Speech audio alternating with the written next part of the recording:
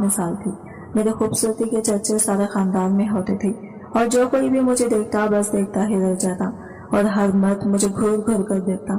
जो भी मर्द मुझे देखता तो पल के झपकना भूल जाता था, लेकिन किस्मत ने मेरा साथ नहीं दिया था।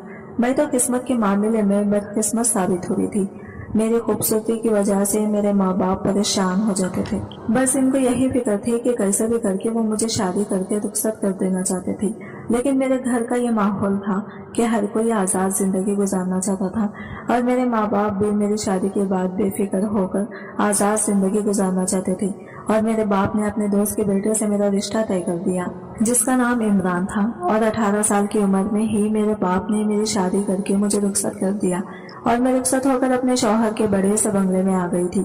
मेरे शौहर की खूबसूरती को देखकर मैं हैरान हो गई थी, क्योंकि वो बहुत ही ज्यादा खूबसूरत था और खत काट में भी बहुत ही अच्छा था। जो भी लोग हम दोनों को देखते तो वो पल के झपकना भूल जाते थे और हर कोई हमारी दोनों की जोड़ी को देखकर नजर लगाता। मैं बहुत ही खुशकिस्मत थी कि अल्लाह ने मेरी किस्मत इतनी अच्छी बनाई थी कि मैंने कभी सोचा भी नहीं था कि मेरे नसीब इतने अच्छे होंगे। मैं अपने माँ बाप के घर तन्हा रहकर बहुत तंग आ गई थी, लेकिन अब अपने शौहर की मोहब्बत पाकर मैं पूरे तौर से मुकम्मल हो चुकी थी। लेकिन मैं भूल गई थी कि ये वक्त नहीं बदलेगा, ऐसे ही जिंदगी गुजारती रहेगी। मगर मेरी ये सोच बिल्कुल गलत थी। हमारी शादी को 4 साल हो गए थे, लेकिन अल्लाह ने हमें औलाद से महरूम कर दिया था। औलाद ना होने की वजह से मेरी सास का रवैया में तब्दीली आ गई थी। मेरी सास ससुर हर वक्त औलाद की ख्वाहिश करते थे। अब मेरी सास पहले जैसी नहीं थी। इनको हर वक्त यही इंतजार रहता था कि कब मैं इनको खुशखबरी सुनाऊंगी, लेकिन ये सब तो मेरी बातों में नहीं था। औलाद की नेमत से तो अल्लाह नवाज़ता है। मैंने हर तरह का इलाज कर लिया था, मगर इस सब के बावजूद भी मुझे औलाद नहीं हुई थी। अब तो मेरे ऊपर जुल्म का पहाड़ टूटने वाला था। अब तो मेरी सास ने तो अपने बेटे से कहना शुरू कर दिया था कि दूसरी शादी कर लो, लेकिन इमरान तो मेरे दीवाने थी। वो मुझसे सच्ची मोहब्बत करते थे। इनकी माँ की बातों को सुनकर वो दूसरी शादी करने से साफ मना कर चुके थे, लेकिन जिद में आ गए थे। इनको किसी भी हाल में पोता या पोती देखना चाहते थे, लेकिन इमरान तो रोज रोज के इन तानों से बेजार हो गए थे। इसलिए उन्होंने दूसरे घर रहने का फैसला लिया था और वो मुझे लेकर दूसरे बंगले में शिफ्ट हो गए थे। और मैं यही सोच रही थी कि मेरी जिंदगी आसान हो जाएगी। अब मैं सुकून से खुशी के साथ जिंदगी गुजारूंगी, लेकिन मुझे क्या पता था कि ये मेरी सोच बस चंद दिनों की मेहमान है। एक दिन इमरान दफ्तर से घर लौट रहे थे कि ब्रेक फेल होने की वजह से इनकी गाड़ी का हादसा हुआ और वो मौके पर ही फौत हो गए। 22 साल की भरी जवानी में ही मैं बेवा हो गई। इतने बड़े बंगले में अकेले कैसे जिंदगी गुजारती, यही सोचकर इद्दत के दिन गुजारे और फिर अपने माँ बाप के घर चली आई। लेकिन वो कहते हैं ना कि रुखसत होने के बाद बेटियां पराई हो जाती हैं। बिल्कुल सच ही कहते हैं। इद्दत के चंद महीनों में ही मेरी भाभियों ने कह दिया कि मैं इनके लिए महज बोझ के सिवा और कुछ नहीं हूँ। अपने खानदान के अजीब अजीब लड़कों के रिश्ते वो मेरे लिए लेकर आने लगे। अभी तो मैं इमरान की मौत के गम से बाहर नहीं आई थी। दूसरी शादी के बारे में कैसे सोच सकती थी। मुझे अच्छी तरह अंदाजा हो गया था कि ये लोग मुझे चंद दिनों से ज्यादा बर्दाश्त नहीं कर सकते, जबकि मेरी जात से इन्हें कोई तकलीफ भी नहीं पहुंच रही थी। इनकी तलख रवैया को देखते हुए मैंने फैसला किया कि मैं इमरान के बंगले में वापस शिफ्ट हो जाऊंगी। अकेले जिंदगी गुजारना इन मुनाफिकों के साथ जिंदगी गुजारने से बेहतर था, जो मेरे मुंह पर तो बहुत अच्छे थे, लेकिन मेरे पीछे पीछे मुझे सिर्फ अपनी जिंदगियों से निकालना चाहते थे। इद्दत मुकम्मल होते ही मैं अपने बंगले में वापस आ गई। इमरान का कारोबार इनके भाई ने संभाल लिया था और खर्चे की यह खास रकम मेरे अकाउंट में बाकायदगी से ट्रांसफर होने लगी थी। मैं शुरू से ही नाजो नेमत में पल सकती थी, इसीलिए कामकाज की तो मुझे आदत नहीं थी। हमेशा नौकर चाकर मेरे आगे पीछे रहते थे, लेकिन इतने दिन बंगला बंद रहने की वजह से सारे ही मुलाजिम काम छोड़ गए थे। अलबत्ता मेरी एक पुरानी मुलाजिमा मेरे साथ चली आई थी, लेकिन वो बहुत ज्यादा बीमार हो गई। इसने मुझसे छुट्टी की दरख्वास्त की तो मैं परेशान हो गई, क्योंकि इसके बगैर तो मैं बिल्कुल भी गुजारा नहीं कर सकती थी। वो कहने लगी, बीबी जी मैं गाँव जाऊंगी तो वहाँ से अपने भाई को भेज दूंगी, वो आपके सारे काम काज कर देगा और आपका बहुत ख्याल भी रखेगा। मैंने इससे कहा कि पहले अपने भाई को बुलवा लो, फिर चली जाएं, ताकि इसे काम भी बता सकें। वो फौरन मान गई और इसे अपने भाई को गांव से बुलवा लिया। इसका भाई एक 17 साल का खूबसूरत और जवान लड़का था, जिसे देखकर मैं चौंक गई थी। मुझे तो लगा था कि 13-14 साल का बच्चा इसका भाई होगा। लेकिन ये तो अच्छा खासा जवान लड़का था। मेरी मुलाजिमा ने इसे घर का सारा काम समझा दिया था। वो लड़का बहुत ही भला था, बहुत तेजी से हाथ चलाकर काम कर रहा था। 2 दिन में इसकी बहन ने इसे सारा काम समझा दिया और इसके बाद वो मुझसे कुछ महीनों की छुट्टी लेकर गाँव चली गई। दरअसल बीमार तो वो थी ही, लेकिन अब इसके घर वालों ने इसकी शादी भी तय कर दी थी। कुछ और शायद वो दोबारा कभी वापस नहीं आने वाली थी। मेरी मुलाजिमा चली गई और इसका भाई बंगले के क्वार्टर में ही रहने लगा। शायद लोग ही नहीं थे, इसलिए मैं ज्यादा नौकरों का झंझट भी नहीं पालना चाहती थी। अगली सुबह नौकर नाश्ता लेकर कमरे के दरवाजे पर मौजूद हुआ। मैं रोजाना सुबह 10 बजे नाश्ता करती थी। मैंने इसे कमरे के अंदर ही बुला लिया। मैं अभी तक नई ड्रेस में ही थी और बैठे हुए बेड में लेटी हुई थी। इसे देखकर उठ बैठी। वो मेरा नाश्ता टेबल पर रखने के बाद सर झुकाकर खड़ा हो गया, जैसे मेरे अगले हुक्म का मुंतज़िर हो। मैं खामोशी से इसकी तरफ देखने लगी। वो 17 साल का था, लेकिन शायद गाँव की आबो हवा ने इसे उम्र से ज्यादा बड़ा कर दिया था। वो एक भरपूर और तवाना मर्द नजर आता था।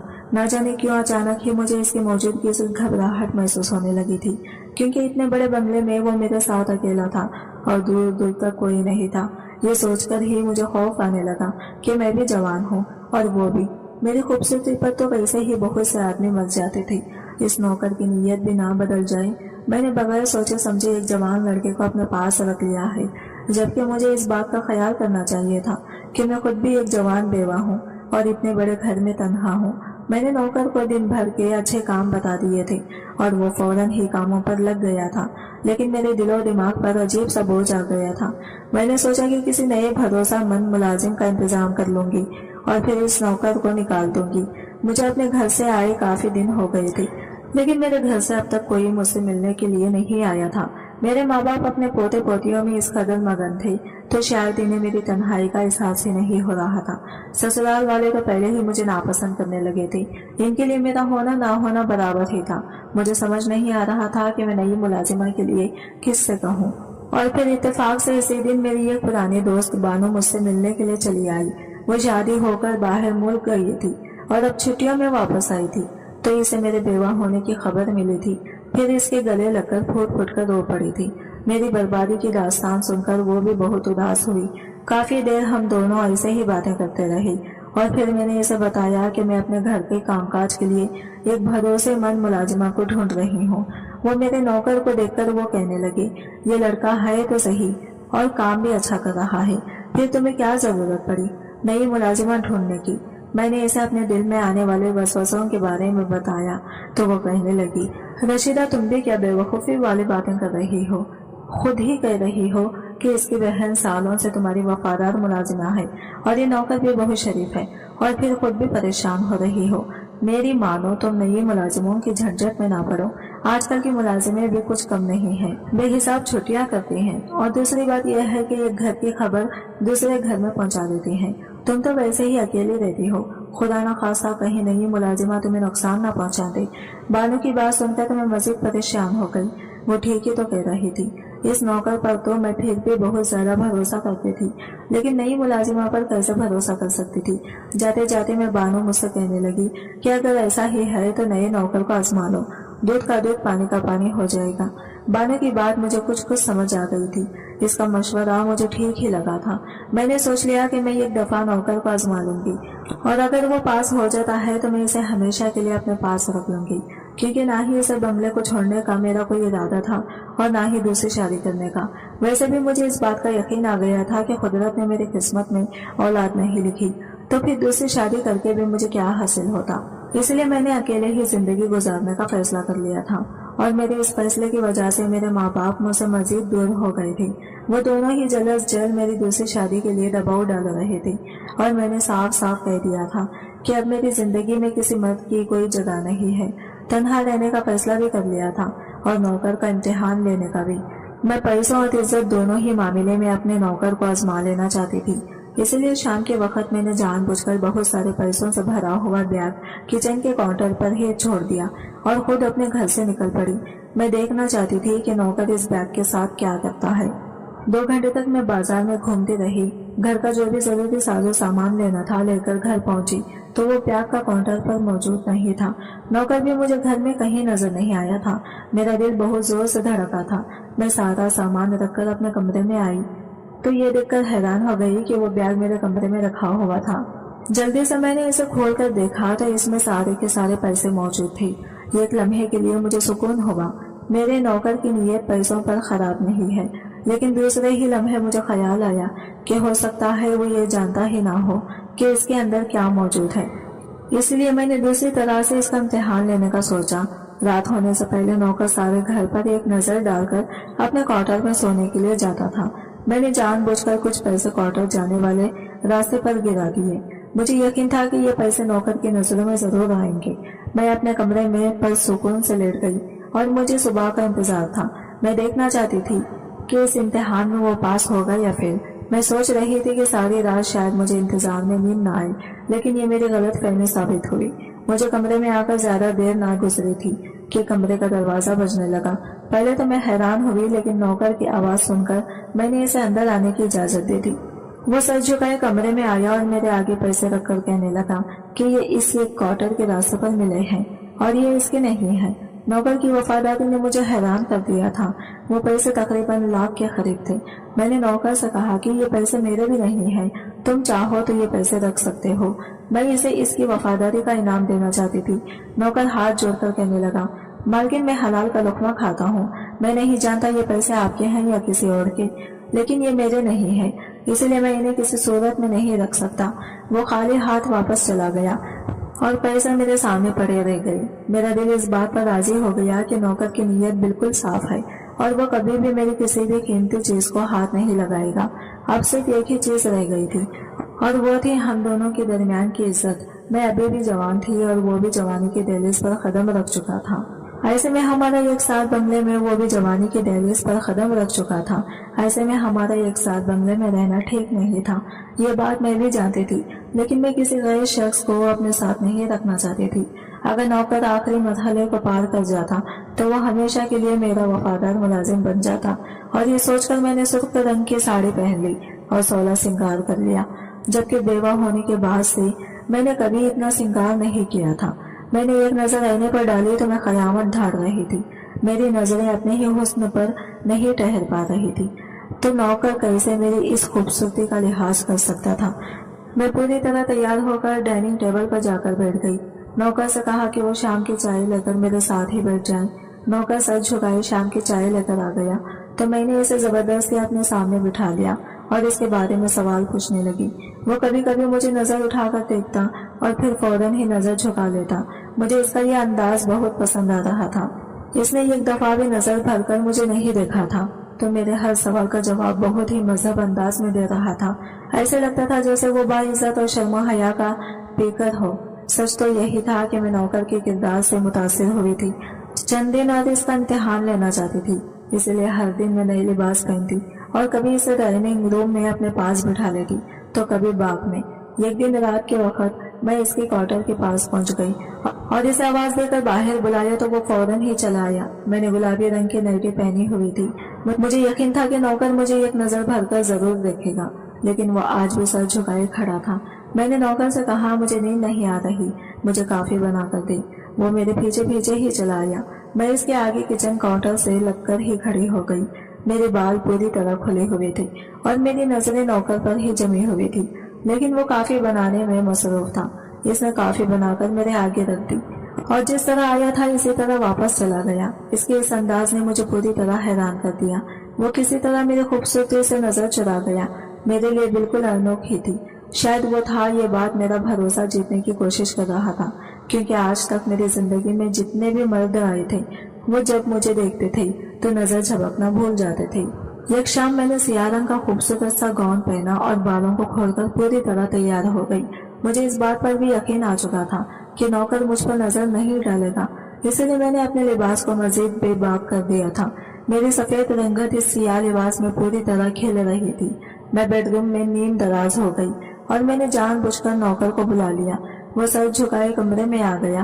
میں نے اسے کہا میرے سر میں بہت درد ہے اور میرا سر دبانے دے۔ وہ میرے قریب آ کر بیٹھ گیا اور اپنے ہاتھوں سے میرا سر دبانے لگا۔ میں دل ہی دل میں سوچ رہی تھی کہ بس آج نوکر کا امتحان ختم ہو گیا۔ وہ بہت ہی باکردار شخص ہے اور اب مجھے اسے مزید آزمانے کی ضرورت بھی نہیں۔ لیکن اچانک ہی نوکر نے کچھ ایسا کیا کہ میرے ہوش اڑ گئی۔ وہ مکمل طور پر بے قابو ہو گیا اور اس نے میرے پیروں کے پاس پڑی چادر اٹھانے کر میرے وجود پر ڈال دی تھی اور مجھ سے دور ہو کر کھڑا ہو گیا اور نظریں جھکائے کہہ رہا تھا، مالکین میں مزید آپ کے پاس کام نہیں کر سکتا۔ میں ایک شریف اور عزت دار لڑکا ہوں اور اپنے نفس پر قابو رکھتا ہوں، لیکن آپ کی بے باکی اور لباس مجھے میرے ایمان سے ہٹا رہے ہیں۔ میں ایک مرد ہوں اور قدرتی طور پر کسی عورت کی طرف کشش رکھتا ہوں، لیکن آج تک میں نے اپنے کردار کو پوری طرح بچا کر رکھا ہے۔ لیکن اب یہ میرے لیے بہت مشکل ہو چکا ہے۔ میں اور آپ اس بنگلے میں تنہا رہتے ہیں اور اب مجھے ایسا محسوس ہونے لگا ہے کہ جیسے ہمارے درمیان تیسرا شیطان آ چکا ہے۔ مجھے اس بات کا ڈر ہے کہ ابھی تک تو میں نے خود پر قابو رکھا ہے، لیکن کہیں کسی دن میں اپنے نفس کا غلام بن کر کوئی ایسی حرکت نہ کر بیٹھوں کہ زندگی بھر اپنے آپ سے بھی نظر نہ ملا سکوں۔ وہ لمبا چوڑا جوان مرد میرے آگے کھڑا آنسو بہا رہا تھا اور میں شرمندگی کے گہرے سمندر میں غرق ہو گئی تھی۔ وہ عزت سے اپنا کام کر رہا تھا، لیکن میں ہی اسے ورقلانے جیسی حرکت کرنے لگی تھی۔ نہ جانے میں اس کا امتحان لے رہی تھی یا خود کو اس کے آگے پیش کر رہی تھی۔ اب مجھے احساس ہو رہا تھا کہ میں نے کتنی بڑی غلطی کر دی تھی۔ وہ ٹھیک ہی تو کہہ رہا تھا، اگر کسی کمزور لمحے میں وہ اپنے آپ پر قابو نہ رکھ پاتا اور میرے ساتھ کچھ غلط کر بیٹھتا تو میں اپنی عزت بھی گوا بیٹھتی اور اسے بھی بد کردار سمجھ لیتی، جبکہ غلطی تو سراسر میری اپنی تھی۔ وہ واپس جانے کے لیے اجازت مانگ رہا تھا۔ میں نے اس کے آگے ہاتھ جوڑ دیے اور اسے کہا کہ مجھے معاف کر دے، میں تو بس اس کا امتحان لینا چاہتی تھی، لیکن خود بھی ناکام ہو گئی۔ میں اس کے آگے خود کو بہت چھوٹا اور کم تک محسوس کر رہی تھی۔ نوکر کہنے لگا، مالکین آپ خوبصورت بھی ہیں اور جوان بھی ہیں، آپ کو میرے جیسے لڑکے کو ملازم رکھنے کی بجائے کسی اچھے اور نیک شخص سے شادی کر لینا چاہیے۔ میں نے اسے بتایا کہ میرا اعتبار رشتوں پر سے اٹھ گیا ہے، کیونکہ میں جس اعلیٰ طبقے میں رہتی تھی وہاں رشتوں اور جذبات کی کوئی حیثیت نہیں تھی۔ میرے اپنے ماں باپ 2 دن پہلے کچھ مہینے کے لیے میرے بڑے بھائی کے پاس امریکہ چلے گئے ہیں۔ ویسے بھی وہ لوگ جب تک یہاں تھے تب تک بھی ان کا ہونا نہ ہونا میرے لیے برابر تھا۔ نوکر کہنے لگا، آج نہیں تو کل آپ کو اپنی زندگی میں آگے بڑھنا ہی ہے۔ میں کچھ عرصے تک آپ کے پاس ملازم رہنے کے لیے راضی ہوں، لیکن آپ کسی دوسرے ملازم کا انتظام جلد کر لیجئے۔ میں گہری آہ بھر کر رہ گئی تھی۔ میں نے اپنی نادانی میں ایک وفادار ملازم کو کھو دیا تھا۔ میں جان گئی تھی کہ اب وہ کسی بھی صورت ہمیشہ میرے پاس نہیں رہے گا۔ کچھ دن بعد نوکر نے گاؤں کی ایک لڑکی کو میرے پاس ملازم رکھ دیا تھا اور خود مجھ سے آخری ملاقات کر کے ہمیشہ کے لیے گاؤں لوٹ گیا تھا۔ آج بھی میں جب بھی اس نوکر کو یاد کرتی ہوں تو میری آنکھیں بھیگنے لگتی ہیں۔ وہ آج کے دور میں ایک نیک سیرت انسان تھا جس نے کئی بار موقع ملنے کے باوجود بھی کبھی مجھ پر بری نظر نہیں ڈالی تھی۔ یہ بات میں نے اچھی طرح سمجھ لی تھی کہ ہر نہیں ہوتا۔ ہمارے آزمانے کا ہر رشتہ آزمانے کا بھی کبھی طریقہ دوسرے انسان کو ہم سے دور کر دیتا ہے۔ کچھ بغیر رشتوں پر آزمانے ہی اعتبار کر لینا چاہیے۔ میں پہلے دن سے جانتی تھی کہ میرا نوکر ایک اچھا انسان ہے، لیکن اس آزمانے کے چکر میں نے اسے کھو دیا تھا۔ میری آپ لوگوں سے یہی گزارش ہے کہ اپنے قیمتی رشتوں کو جان بوجھ کر کبھی ایسی آزمائش میں نہ ڈالیں۔ آج کی ویڈیو کہانی آپ کو کیسی لگی کمنٹ کر کے ضرور بتائے گا، اور ویڈیو اچھی لگی ہے تو لائک شیئر ضرور کیجیے گا۔ ہمارے چینل کو سبسکرائب کریں فرینڈس۔ ملتے ہیں اگلے نئی ویڈیو کے ساتھ، تب تک کے لیے بائے بائے، ٹیک کیئر، اللہ حافظ۔